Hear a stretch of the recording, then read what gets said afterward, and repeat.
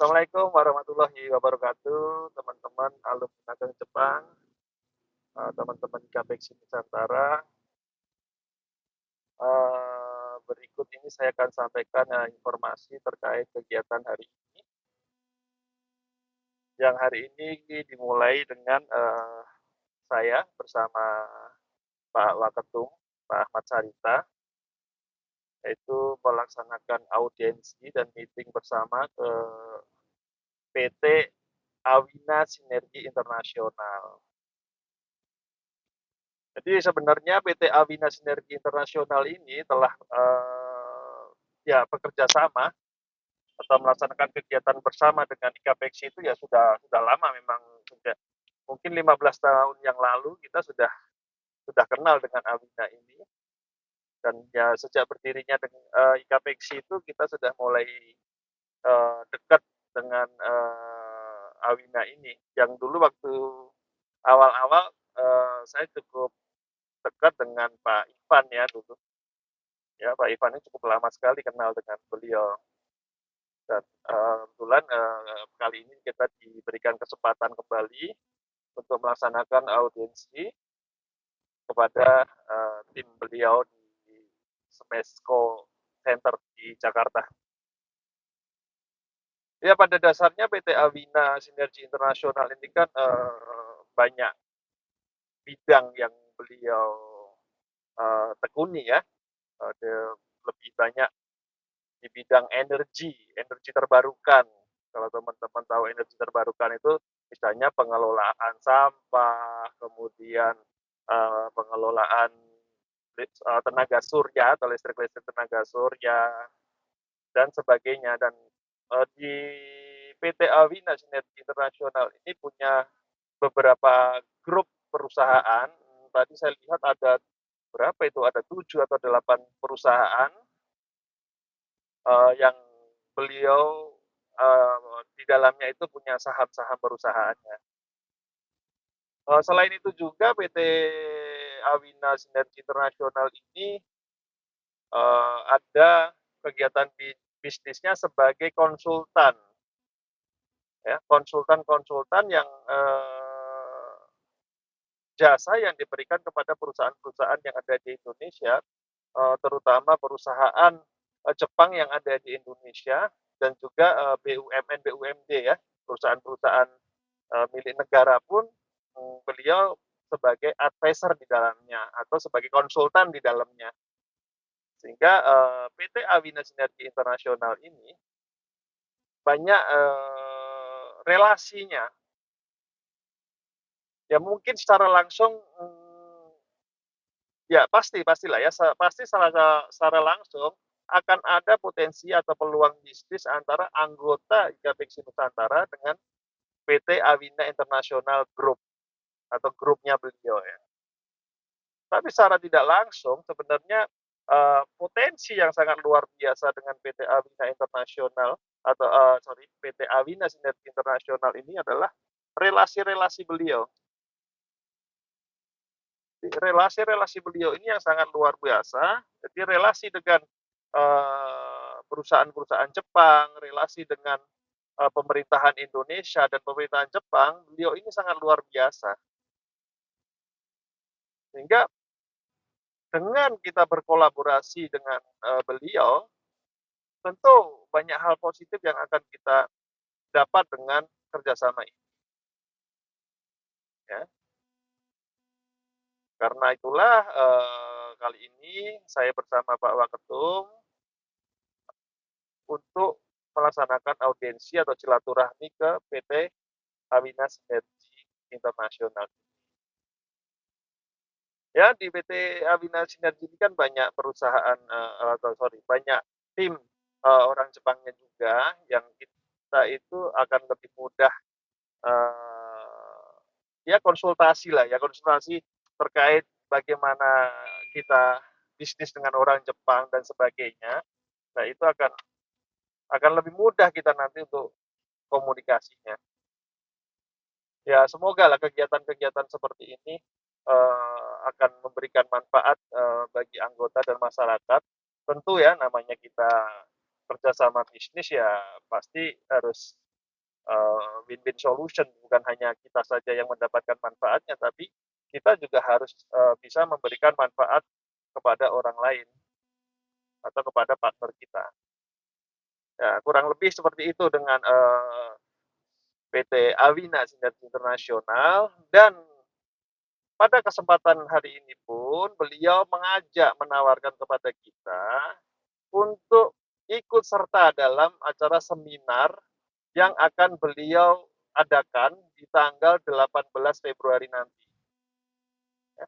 Jadi di tanggal 18 Februari, di hari Selasa, itu di Jakarta akan diadakan seminar seminar tentang, teknologi ya, teknologi, atau produk-produknya PT Awina Sinergi Internasional tersebut, ya pasti teman-teman yang, bisnisnya bergerak di bidang teknologi, ya mungkin akan sangat cocok untuk ikut serta pada acara tersebut.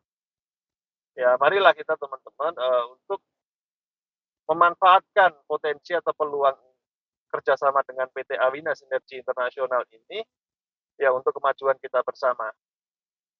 Kemudian, selain itu, sepulang dari PT Awina Sinergi Internasional ini, saya dan Pak Syarita melaksanakan atau kunjungan audiensi ke Pak Wamenaker, Pak Wamen, apa itu, P2MI, ya, Perlindungan Pekerja Migran Indonesia. Di Kementerian Perlindungan Pekerja Migran Indonesia, di sana saya juga menyampaikan, audiensi tentang Ikapeksi Nusantara ini. Dan harapan-harapan kita ke depan dengan, pihak kementerian ini tentulah ya, kita sebagai pebisnis atau pengusaha, dengan adanya perubahan atau rencana perubahan peraturan terkait pemagangan tahun 2027 nanti, ya kan nggak mungkin kita sudah tahu ada undang-undang baru, ada peraturan baru, kita hanya akan diam saja, ya. Pastilah kita juga harus bergerak untuk mempersiapkan diri. Kan kita nggak tahu apa yang akan terjadi di tahun 2027 nanti. Bisa jadi program pemagangan benar-benar hilang, digantikan dengan visa yang apa itu, cuci suruh atau apa itu, kan?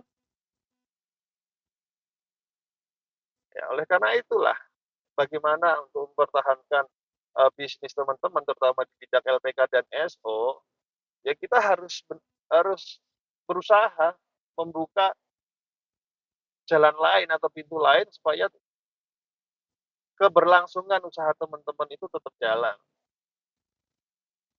Kalau kita tidak mulai dari sekarang dan tiba-tiba nanti 2027 benar-benar diberlakukan, ya teman-teman nanti kaget atau pura-pura kaget, ya jangan begitu, terus usahanya LPK SO mati, berhenti, ya jangan salahkan negara. Kan sudah dikasih tahu undang-undang dan aturan yang akan diberlakukan di tahun 2027 nanti. Ya mungkin teman-teman masih tetap berharap supaya pemagangan ini tidak hilang atau tidak, diberhentikan. Tapi kan ini aturan undang-undang yang memang dibuat oleh negara gitu loh. Dibuat oleh negara, tentu beliau-beliau yang membuat undang-undang ini kan pasti ada dasar pemikirannya. Yang namanya undang-undang begitu, ya kita sebagai pengusaha atau pebisnis kan nggak bisa ngelawan juga. Masa kita mau ngelawan undang-undang yang sudah ditetapkan dan akan diberlakukan. Bagaimanapun juga kita ya harus berpikir bagaimana kita menyesuaikan dengan peraturan perundang-undangan yang baru. Ya kita berpikir realistis saja lah gitu. Ya kita masih bersyukur kita dikasih tahu kan, dikasih pengumuman bahwa tahun 2027 akan ada pemberlakuan peraturan perundang-undangan yang baru.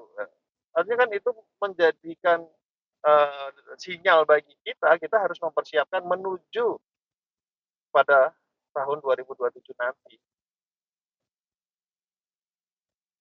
Ya, saya berharap lah kepada teman-teman pengusaha LPKSO juga, terus berusaha untuk terus mempersiapkan diri supaya supaya apa? Supaya nanti kita saat menghadapi pemberlakuan peraturan perundang-undangan itu, kita tuh nggak kaget gitu loh.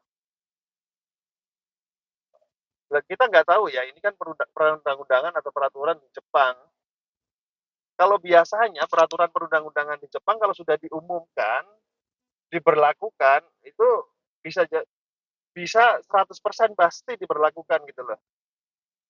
Ya jangan jangan dianggap, seperti peraturan atau perundang-undangan di negara kita yang kadang-kadang, ketika mau dijalankan tiba-tiba di hari H dibatalkan atau ditunda dan sebagainya. Tapi ini kan peraturan perundang-undangan yang dibuat oleh Jepang. Dan kalau Jepang dibuat oleh Jepang dan negara kita sudah menyetujuinya, ya mau nggak mau kan kita harus mengikutinya. Kan nggak mungkin kita kita demo, kita mengajukan ini ke Jepang supaya merubah. Ya mungkin bisa demo, tapi kan ya belum tentu berhasil. Malah bisa-bisa nanti justru Jepang tidak mau lagi kerjasama dengan Indonesia kan ada ada juga potensi atau resiko seperti itu.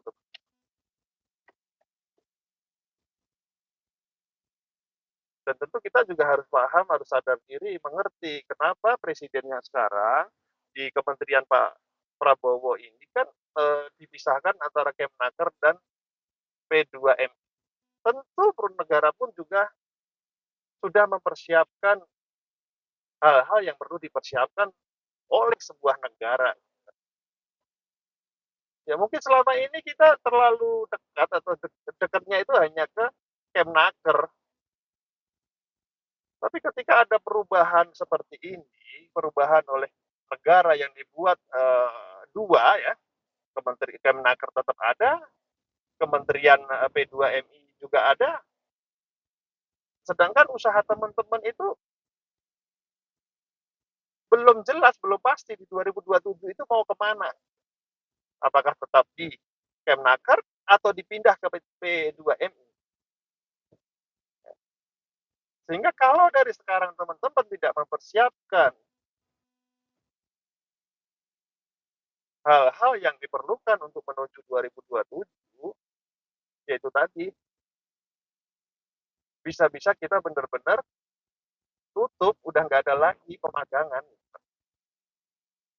Ya, kita teruslah, kita tetap terus berusaha memberikan penjelasan-penjelasan kepada pihak pemerintah bahwa ini loh hasilnya siswa magang, ini loh keberhasilan magang, ini loh bedanya magang dan TKI, ini loh bedanya magang dan tenaga migran. Tapi kan ini masalah perundang-undangan negara penerima.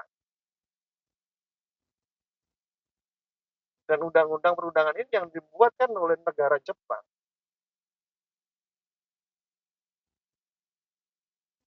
Makanya ya ini adalah program G2G kan, Jepang dan Indonesia. Kalau Indonesia tidak setuju dengan Jepang ya mungkin Jepang juga tidak mau ngambil dari Indonesia. Masih banyak negara lain yang bisa diambil tenaga kerjanya untuk memenuhi kebutuhan Jepang kan. Ya kita inilah ya, intinya kita perlu berpikir jangka panjang lah. Kita perlu mempersiapkan diri juga untuk menuju tahun 2027 nanti. Ya, apa yang bisa kita perbuat sekarang kita perbuat, kita lakukan. Daripada kita diam saja hanya menyalahkan undang-undang yang sudah dibuat, peraturan yang dibuat.